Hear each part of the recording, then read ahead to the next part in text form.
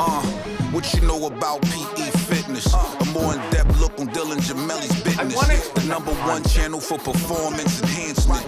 If you searching for muscle advance, can't learn it from a book or a pamphlet. Tune in for the answers, cause your body's too precious to take any chances. Hey guys, welcome back to another video. Today I have Seth with me and Dylan. Dylan is one of the original guys in the SARM and peptide industry and world. He's been around longer than Derek or Ryan Russo or anybody else. So welcome to the show.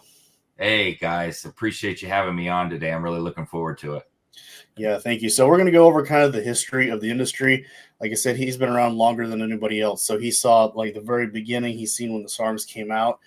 He was around back when there were only 3 SARMs available. But before we get into this, obviously SARMs are not meant for human consumption. So this is just for entertainment purposes. We're not instructing you on how to use these products. So the fact that we use them on ourselves doesn't mean it's okay for you to do yourself.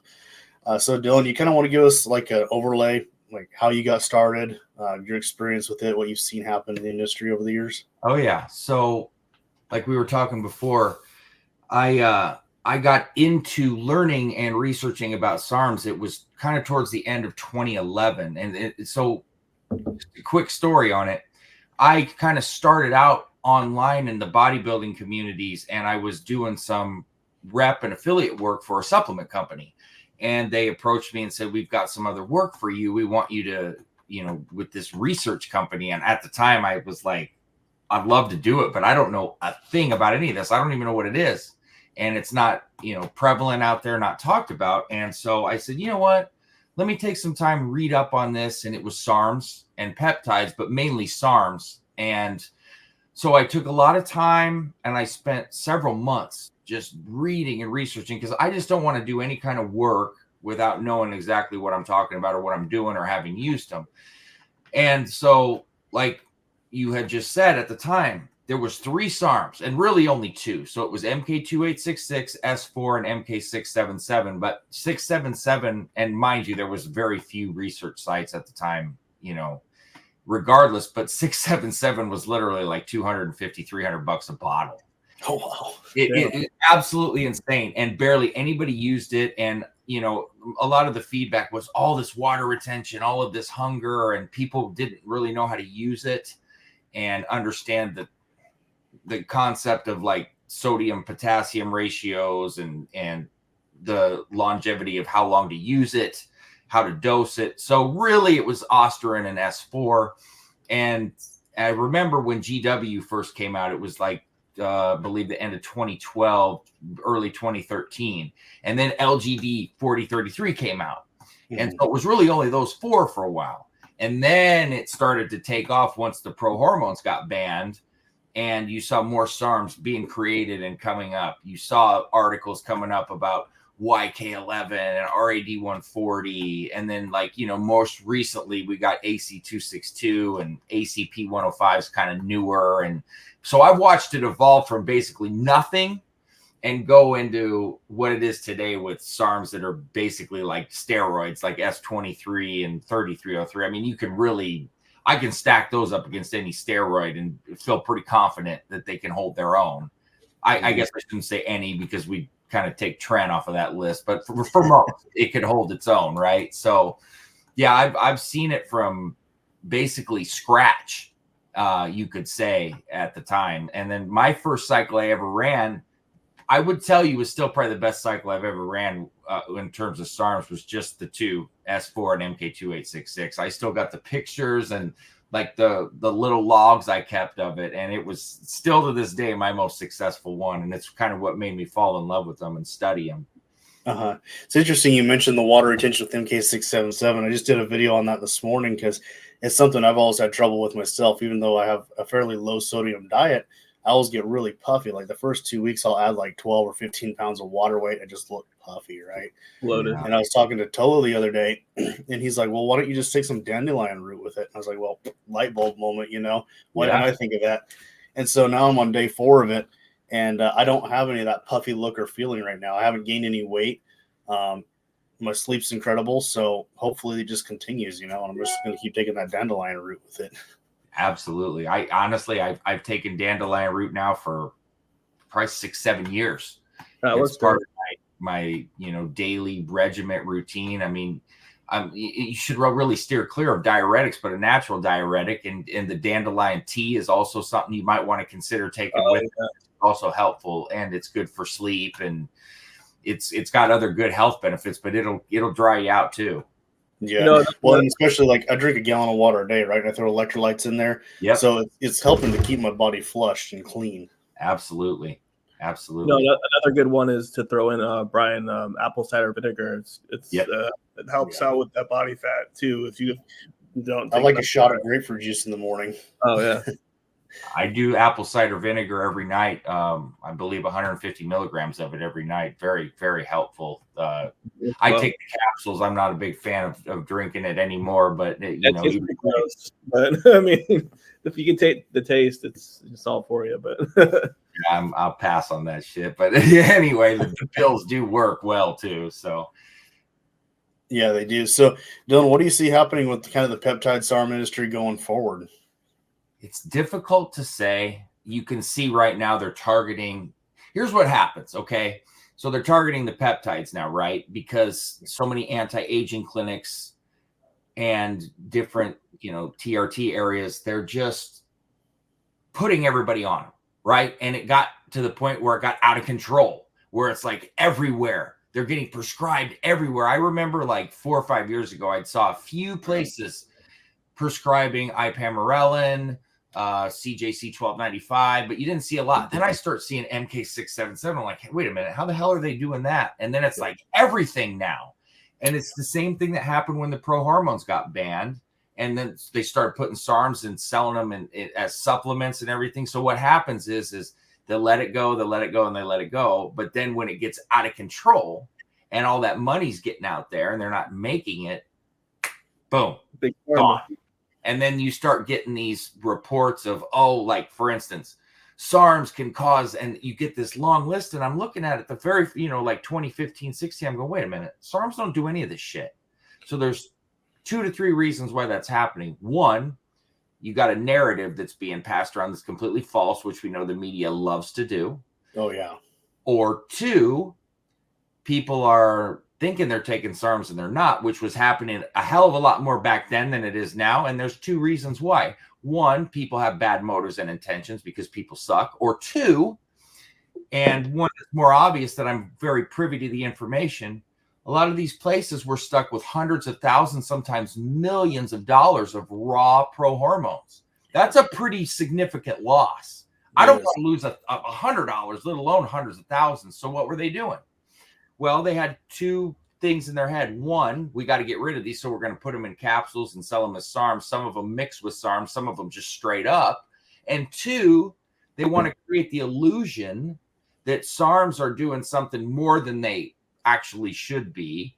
And so you're getting these mega results from like a Superdrol, for example, which was a pro hormone. So you're thinking, wow, I'm getting these huge results like steroids. So there's a double-edged sword, right, on what they're doing to get away with. And so it's bad intentions either way and bad business practice, right? Right. So you see this stuff going on. It gives the media the opportunity to blast them. It gives a false narrative, and it basically draws all sorts of negative attention that doesn't necessarily have to be there. So that's why they put smackdown and try to shut everything down. And then the money, obviously. Yeah, it's kind of funny. You mentioned the media talking about it and the side effects and all that. But if you ever compare their side effects for SARMs to a standard medication, you look at standard medication and, well, first you look at SARMs, it's like, it might cause, heart palpitations, or it might cause high cholesterol or whatever, but then you look at a regular medication, like there's 50 ads every hour on the TV for this medication. The first thing is may cause death, it's like, and it just goes down from there. Death, brain death, like it just goes on and on and on. It's like the stuff that they're like promoting on TV is so much more harmful to your body than something like a SARM, but the SARM is the bad thing we're going to talk about. Of course. I would like to add to that too. Like you see all these Botox commercials and stuff like that. Like they're saying that they're promoting Botox to all these celebrities and they're like, oh, it's good for you. Let's get some Botox and they'll make you younger. But they're saying that all these like medications are like really bad for you, or like peptide therapies or SARMs, for instance. Like It's the same thing like that. But what's worse is like you're injecting this Botox in that could do some extremely bad side effects down the road, which you don't even know about. Like it's not even really studied. Well, you take an infomercial, you take let's say a 90-second clip, and when 60 seconds of that is a rundown of the side effects, and it's like, oh, if you have had any of this happen, including death, go ahead and file a lawsuit. It's like, hey, motherfucker, like, how am I going to file the lawsuit? You know, it's just, it's pure insanity. And honestly, I think that people don't really listen to the infomercial and listen to the rundown of all the things that could happen. And if you took a stopwatch and timed it, it'd blow your mind that more than half of the infomercial is talking about side effects as opposed to how, you know, what it can do for you. With SARM, if you ever notice an article or a video, the section is quite small in terms of for most, not there's a couple that have more significant side effects that we could get into, but for most, the side effect list is rather small, you know, and I don't want to, I got to be careful what I say, obviously, for YouTube, but it's funny that you take a SARM and you know, you take 2866 and 677, I can take you back to studies back to the 90s. So that's over 20 years of studies. Yet there's certain things that we know about that have like a less than a year of study, but it's being, you got to do this and that. And it's like, but the SARMs, it's not good enough for 20 years of study, right? Right. Something, call me crazy, but that just doesn't add up. No, not at all. Not at all. And the thing is, you know, they're going to go out there and ban, you know, these websites from selling peptides, for example, but then they're going to turn around, change the name of it, put it in a medication and go from, you know, I can buy this vial of semaglutide for, you know, $65 online. They're going to go and charge $2,400 a month for a prescription of this stuff. I know. You know, it's like, you know, by the time you pay for manufacturing and marketing and everything else, you can still turn a profit selling it at $65 a month. Absolutely. You know, but they're going to charge $2,400, and it's perfectly okay for them to do that and add in whatever, you know, additional ingredients. That's completely fine. But, you know, somebody that's actually got a legitimate product, third-party tested and everything else, can't do that because it's not Big Pharma, and Big Pharma owns the FDA. It's crazy. And you know what? There's always a study for a study for a study. Yep. And you got to check the control group and who's in charge of the study. I won't cite this again, but if you ever take the time to go read some of these studies about something that's only been out for a short amount of time, go check who they're conducted by.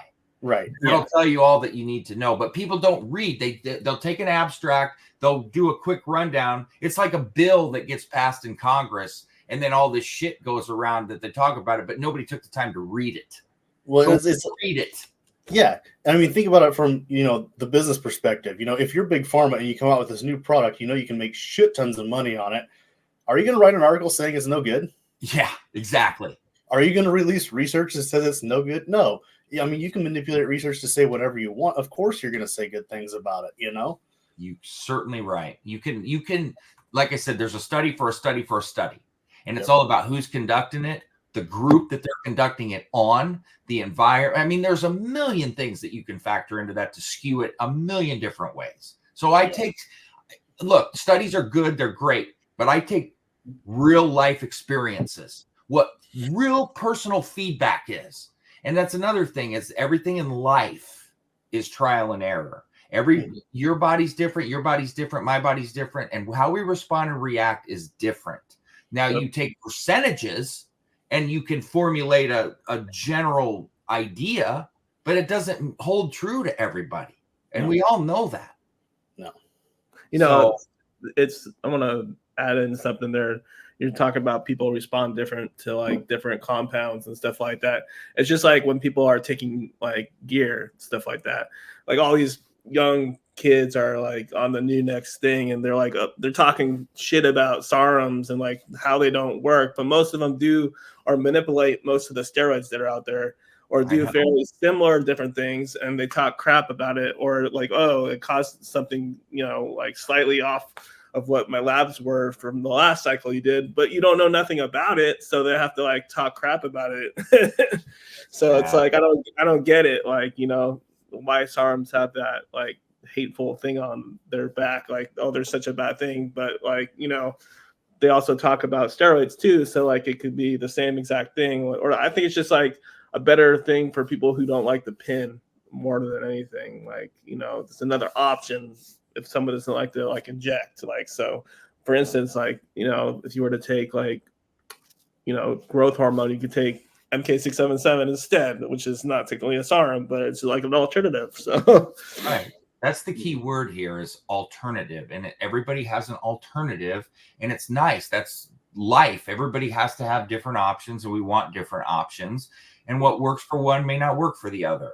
I mean, I'm at a point in life where I don't want to use any steroids anymore, you know, at all. I've had different things that I've found out and that I've monitored and that have happened. And it's just, you know, it's certainly not for everybody, especially the more that you learn and know. And demonizing things when you really don't even know what you're talking about, or because you have a motive, or you can always say my preference. Okay, cool, fine. But when you start throwing stones, it's kind of like the people that, oh, testosterone boosters don't work. Well, of course they don't work like testosterone, but you got to, let's put it into an equation here and do numbers. And well, maybe it does work, maybe just not to the extent of what you want it to be. Right. So, you know, it's hard, and I feel bad for newer people trying to sift through information that is convoluted and has motive behind it. It's difficult, and some people are very convincing. And, you know, I've worked and done sales for so long, and I've been on the asshole side of things. And as I've gotten older, I've tried to be on the, hey, this is what it is. You may not like what I'm saying, but it's the truth, you know, and it's not always what you want to hear. It's what you need to hear. Right. And it may not agree with the bros sometimes, or the meatheads, or the real super conservative people that don't want to do anything. It may not agree with any of you. You know, but it's what I've observed, and it's what I see, and it's what I know. So I would much rather have somebody tell me exactly how it is as opposed to what I want it to be. Right. Yeah, exactly. That's the problem with society now, is everybody wants everybody else to think exactly like them. I know. I couldn't agree more. And you probably don't want me to get going on that shit, because well, you know, everybody, it seems like, and I'm 41. Okay. So I was raised a certain way, and I'm a single child in an Italian family. So, you know, everybody's raised differently, but the morals and the values, and I'm not saying that every single human now doesn't have morals and values that are younger or whatever, but the morals and values taught at, like, when I was growing up, were far different, just like they were for older generations. So everybody always thinks that theirs is the best, and that's fair and that's fine. But this lack of, and I just did a video on this the other day about a lack of accountability, where everybody has a built-in crutch where they can blame, oh, it's racist, oh, it's sexist, oh, this person just doesn't like me. No. Go look in the mirror and say, hey, maybe I'm inadequate. Maybe I didn't do this right. Maybe there's a reason. Maybe it's me. It's not always everybody else. So what I have the biggest issue with is that lack of accountability, where it's always blaming somebody else. Yeah. You know, one of the things I learned, especially when I got married, was learning how to admit when you're wrong, which is not easy for any of us, right? But one of the things I always tell people is pride doesn't pay your bills, and often gets in your way of success. It gets in your way of relationships, and it gets in the way of the truth, right? Mm-hmm. And if you put pride above everything else, and I'm not going to I'm a very religious guy, and pride is like one of the downfalls to man in terms of, you know, belief. And I won't put that on everybody, but it factors in all the way around in your life. So when you have that going on, or you think you're always right, I used to think I was always right. And I used to have these battles with people online because I was a dick. And I realized the older I got, it's far, far greater in life to learn from everybody. And sometimes you learn things that are wrong, and it's like, hey, I learned to not be that way. But you got to take that. You shouldn't insult people. You should listen to people, and you can agree to disagree at times. But I've learned so much from people that I wanted to be in combat with. And the older I got, I realized, man, now I'm friends with everybody. And I got nothing. I may disagree, but I'm not going to go saying things because somebody doesn't agree with me. That's ridiculous. I don't know everything. None of us do. And we can all learn from each other. So the way that the stereotypes are put out there and people have these crutches, it's like, dude, you're never going to get anywhere in life. You're never going to last in the real world. And I find it sad, disheartening, and often pathetic. And I'm sorry how that sounds, but you know, I was telling you guys earlier, if you take what people say about you and it really affects you when you get up in the morning, then you probably need to go seek some help and get your priorities right. Because when you wake up in the morning, you should be thinking about, how am I going to be successful today? What am I going to do today to get better than I did yesterday?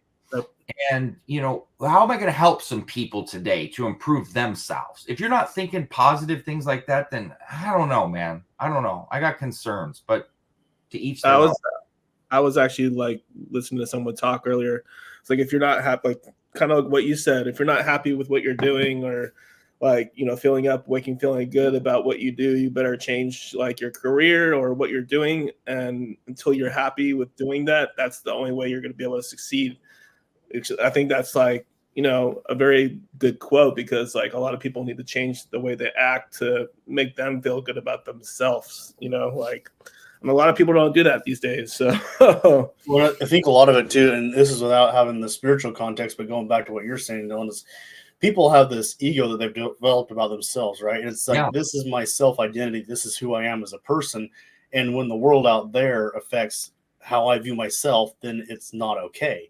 And it's like, well, that's not true, you know, because there's 7 billion people on the planet or whatever, and each of them has that own ego about themselves. It's not like they all align perfectly all the time. They're not going to. It's very rare that any two of them align, right? And everybody, you need to be okay with that as a person. You know, you can't go out there and expect all the other people on the planet to agree with your ego and only do the things that are going to make you feel the way you want to feel.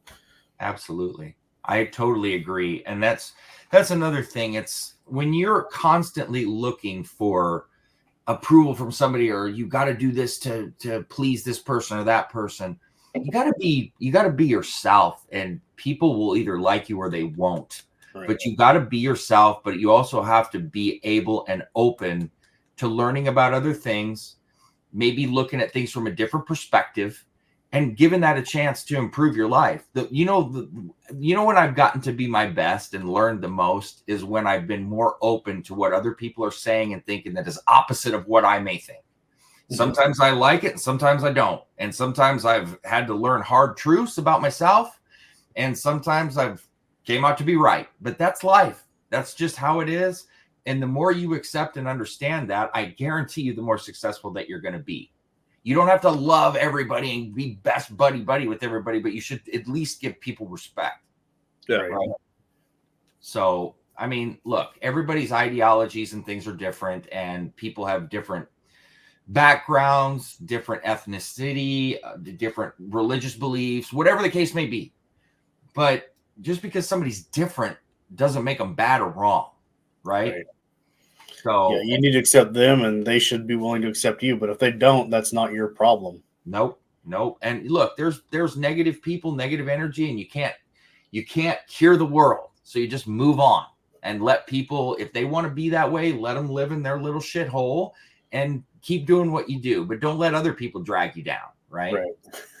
So that was a good philosophical topic. Good to get into that sometimes. People need to hear these things. They do. No, and people on my channel actually appreciate talks like this too, because I've done a few of them with other people. And, you know, this is stuff that isn't commonly talked about, especially in the fitness industry, you know. Right.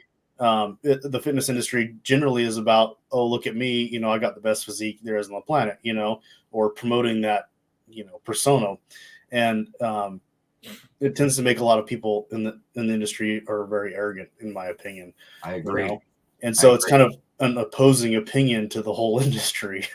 Well, you know, we're all humans though. And so just because there's a group of like meatheads, it's like, all we want to talk about is fucking steroids and how to get big. But there's a lot of people like us and people that follow us out there that they need motivation. They need to hear something encouraging. They need to hear perspective. It's not just all about getting big and eating as much as you can. I mean, that's not what it's all about, because to be a well-rounded person, to get fit, to take care of yourself, you need to have conceptual understandings, right? Other sides of intelligence and different kinds of conversation, or you're not going to get there. You're just not. Like and you're going to end up hurting yourself and hurting other people with this like one straight level mindset, right? So it's good to learn new things and open up your minds a little bit and have different discussions that can still revert back to fitness, right, in a way, and have a benefit for you. Mind-body connection. Absolutely. You got to train your mind to train your body, or you're not going to get anywhere. You're just not. Especially like dieting and all that plays a big role in these things. And like people think that like, just, taking whatever, like if it's whatever you're taking at all, like is going to be the thing that helps you. It's like what you put into your body is generally what is going to make, you get bigger gains, or if you're going to lose weight, like they expect everything to like come quickly. And like, if you just take your time and patience, I'm like, I have people messaging me like, oh, I started a cycle in like 3 or 4 days. I'm not seeing anything. Well, it doesn't work like that. Like, like, what do you think it's supposed to do? Like, it might get some strength in a couple of days, but you're going to see results like maybe in 2 weeks from now, like a couple pounds. Like, it's, like, what are you supposed to think? Like, it's not like a miracle. Like, yeah, it takes time. It matters on people think do in the gym. Like, people think that PEDs are just a miracle in a capsule, and it's just not.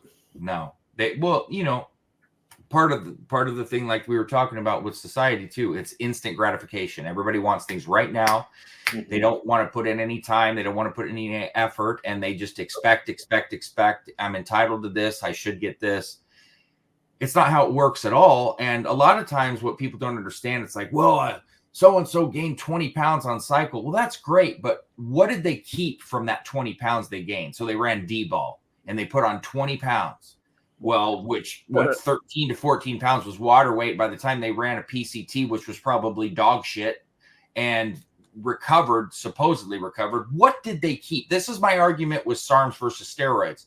Yeah. I am not going to sit here and tell you on the surface that SARMs are going to make you bigger or stronger than steroids. But what I will tell you is I don't give a shit about what happens on cycle. I care about when it's finally done, where you're at, what your blood markers say, and what you kept and how you're moving forward.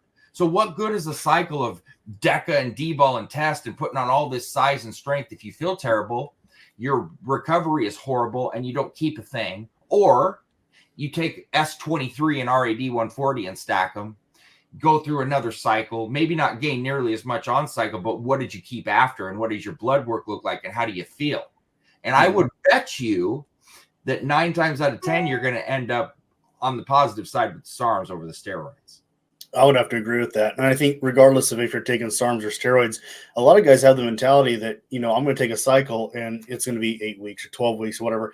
And then, at the end of the cycle, I'm going to Mexico for vacation or something, or I'm going to go backpacking or whatever. And then the diet and the training completely stop as soon as the cycle's over. And then they come back and they're wondering why they don't maintain their muscle after the cycle. And they blame the cycle. And really it's like, no, you stopped training or you slacked off on the training and you didn't maintain the diet and nutrition that your body needed. So of course, no, body's not going to maintain that. If you add 10 pounds of legitimate muscle and you're not eating enough protein to maintain that when you're done with your cycle, you go back to, now you're in a protein deficit, really. Your body's going to metabolize that muscle to make up the difference.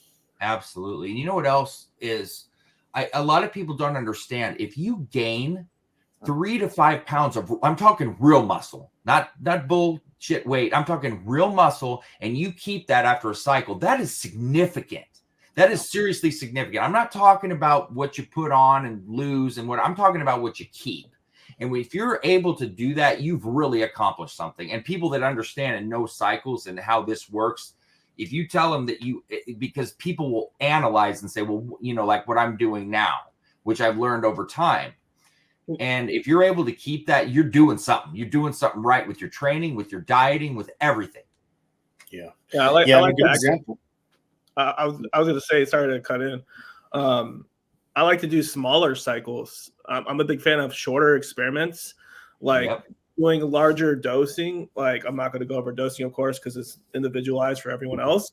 But like, from what I learned from Tony and other people in the industry, like doing smaller cycles, like even a week or 2 to 4 weeks versus 12 weeks and longer, you'll mitigate less side effects, and it's a little bit healthier for your body, depending on what you're taking, because then you could experiment with more compounds if you want to, or you could do less, but you could just do them in smaller cycles, and that will save a whole bunch. And then you could save what you're, spending money wise on these products in the long run, and then use them later, come back to them later. And why, risk all this side effect nonsense like people are getting like in like couple weeks versus like maybe like they can get blood work in a few weeks versus like a whole 12-week period, Right.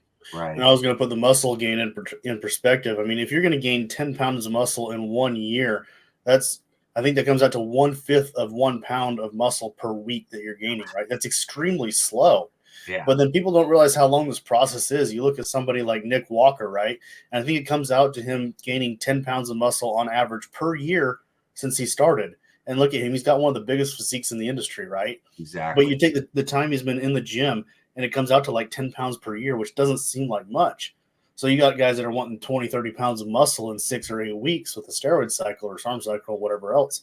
And it's just not realistic, I mean, that guy look how big he is, that's 10 pounds per year.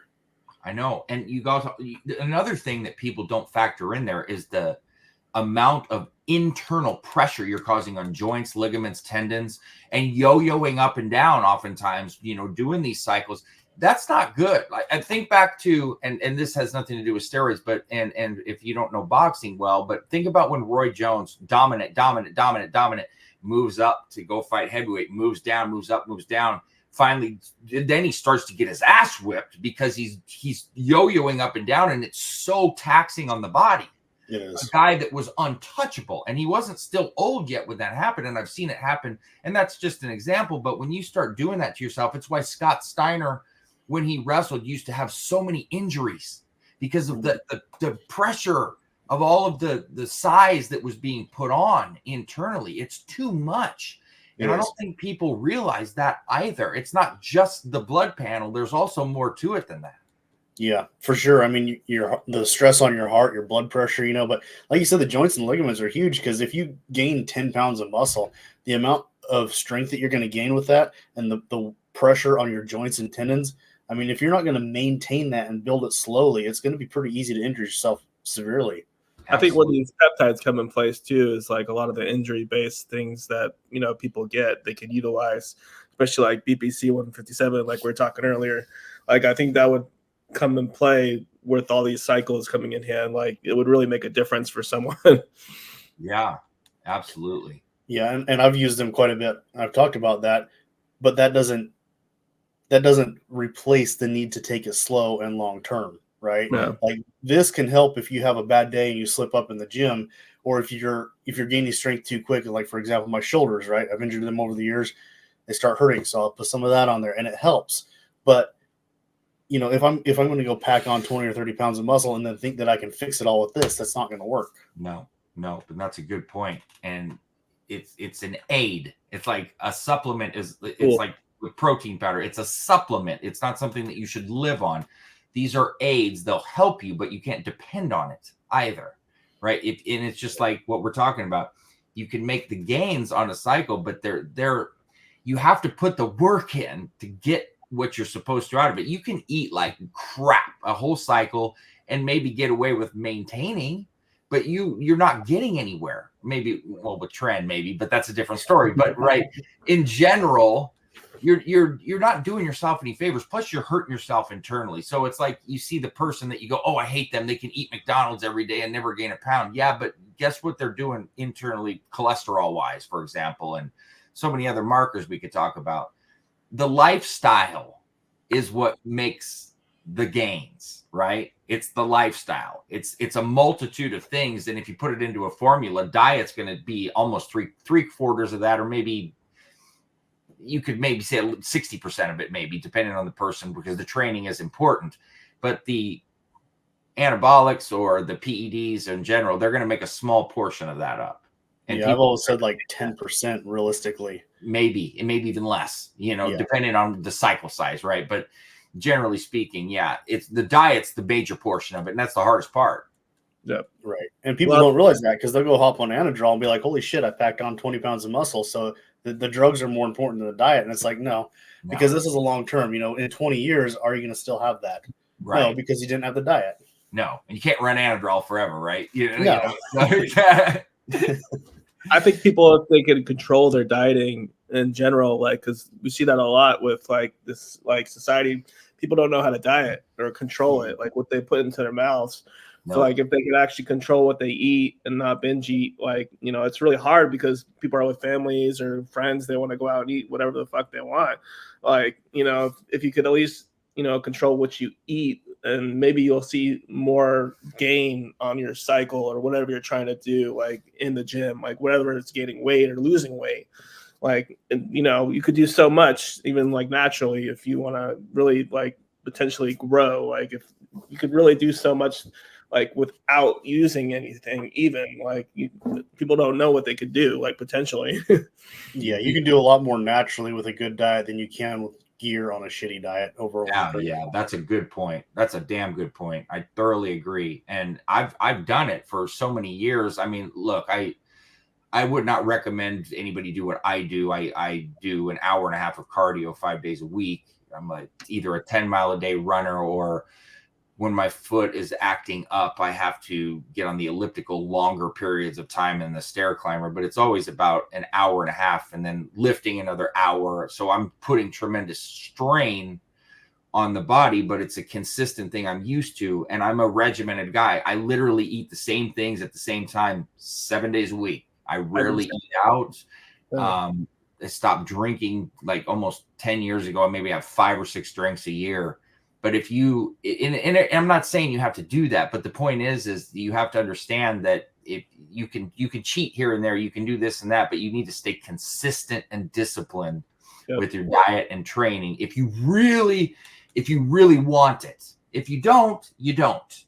But if you really want it, what I'll do is I'll have cheat weekends, like, you know, with my wife or whatever. I'll go have like clean meals, but you know, if I want to enjoy a burger, I won't like hash myself and feel guilty about it. You know, there's also tools that you could use, like the slim pills, for instance, like, you know, control your carbs and, you know, the amount of food that you go in, the glucose disposal part of it. So it's like, you know, so many things you could do to like, you know, avoid that, especially and feel guilty. I think that's what people are afraid of, like eating bad food like that. Yeah. It's funny how many times in life that slow and steady for a long period of time plays out to be important. And I mean, that can be both positive and negative. You know, I mean, somebody doesn't brush their teeth every day for 30 years, or they miss it twice a week for 30 years, they're going to have bad teeth, right? Right. At the same time, it's like, okay, well, if you're not investing in your retirement portfolio for 40 years or 30 years consistently, you're not going to have a very good retirement, right? Unless you win the lottery or something like that. But then at that point, you don't know how to manage money, so you're going to lose it anyway. Right. But people don't realize, you know, it's everything in life that you value has to be a long-term, consistent effort over and over and over and over again. Even if you don't see the results day by day, you're probably not going to, but it's going to be over the years. You know, you gain 1 pound a year of body fat, you go to your high school reunion 30 years down the road or whatever, and you got 2 guys, one that was eating at maintenance and one that was gaining 1 pound a year, and there's going to be a massive visual difference, right? Absolutely right. And it doesn't sound like much, but when you put it into perspective long term, it certainly is. So exactly. That's a good point. That's a very good point. And people don't think. That's another thing I would like to say, is that the long term thinking, and look, we've all been guilty of that, right? Especially when you're younger. It's hard to think long term, but you start to get a little older, you start to see a little bit more of your mortality, you start to think a little bit more long term, right? And I really hit me as I got to be 40 and, you know, approaching that. And it's like, you start doing math and it's like, dude, even if I live to 100, I'm almost halfway done, right? You know what I mean? So you start to take things into a different perspective, I guess. And that comes with maturity and age and thinking and whatever, but it's something that, you know, I stress to my stepkids, especially as they're in their 20s, is you need to think more long-term, right? And that ties, what I'm saying is that ties back into the PED use. You need to think long-term. How many years am I actually going to do this? And if I want to do this longer term, is it smart to be blasting all of this shit and putting, you know, all of this pressure on myself?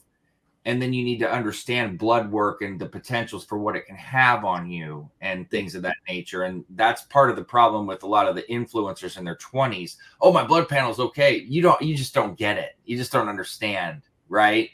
And I've been coaching people now almost 15 years, and I've seen it all. And the majority of the people that I get are in their 40s and 50s, and they all have horror stories of using steroids too young, and now they're paying the price.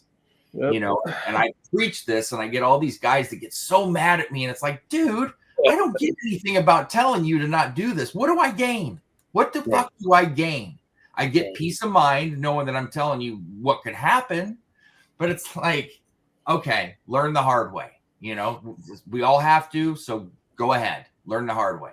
It's that fast food mentality like you were talking about earlier. You know, I read a book, and in the book it said it's good to practice imagining yourself in 30 years looking at this moment and asking, how is this going to affect me in 30 years, right? Like, is it my gear usage? Is it my investing usage? Is it who I'm in a relationship with? Like, all that stuff is going to affect you in 30 years. Whether or not you realize it right now, what you're doing today is going to affect you in 30 years. And people don't think about that because they're like, well, I want to look in the mirror tomorrow and look bigger. And that's all they care about. They're not thinking about in 30 years, is that going to matter? Or am I hurting myself in 30 years? It's a good point. Yeah, that's true. Like, I mean, like everyone wants to get big and, you know, necessarily have these gains, but like when you're off of everything, like you're gonna go back to normal or like lose half what you're doing. Like, you know, when you're older, I mean, you might as well get to a certain point of like what you want to look like and then maintain what you're doing. I think that should be the more beneficial, like, you know, structure of things, is like looking like what you want to look like when you come off of all this. Like, you know, people are not necessarily looking for that. They just want to like take whatever the hell they want to take. And it's like going back to what you're saying. Be happy with how you're going to look natural. Yeah. And, you know, one of the other things that I always wonder, it's like, the people that want to run these cycles that have so many things that cause so many problems, whether it's mental, physical, or a combination of both. And it's like, isn't the idea of being on a cycle to tear it up in the gym, feel great, feel good, right? So you want to run a cycle of Tren and Halo and all of this shit. And it's like, dude, like, I'm not even just talking about the physical aspect. I'm talking about the mental aspect of what it can do to you mentally. Oh, yeah. And to get out of control, whether it's aggressiveness or emotional, for me, anything that could affect the libido was like the worst, right? It's the most mentally, like, I can't wrap my head around it, and I just want to go fucking jump off a bridge. And everybody's different on things they can endure and they can't. And I'm like highly estrogen prone too. And I'm one of those guys that's in very good control emotionally and mentally. And when Trend got me like emotionally, where I'm sitting on the couch, like thinking that I'm just the biggest piece of shit that ever lived, it's like, this is not good, right? It's not good. And so the goal here is to feel good too, right? You know, and that's, I don't know. That's another one of the many reasons why I don't really cycle anymore. I just do TRT with like a SARM cycle here or there, or a peptide, you know, once in a while. And that's what I do.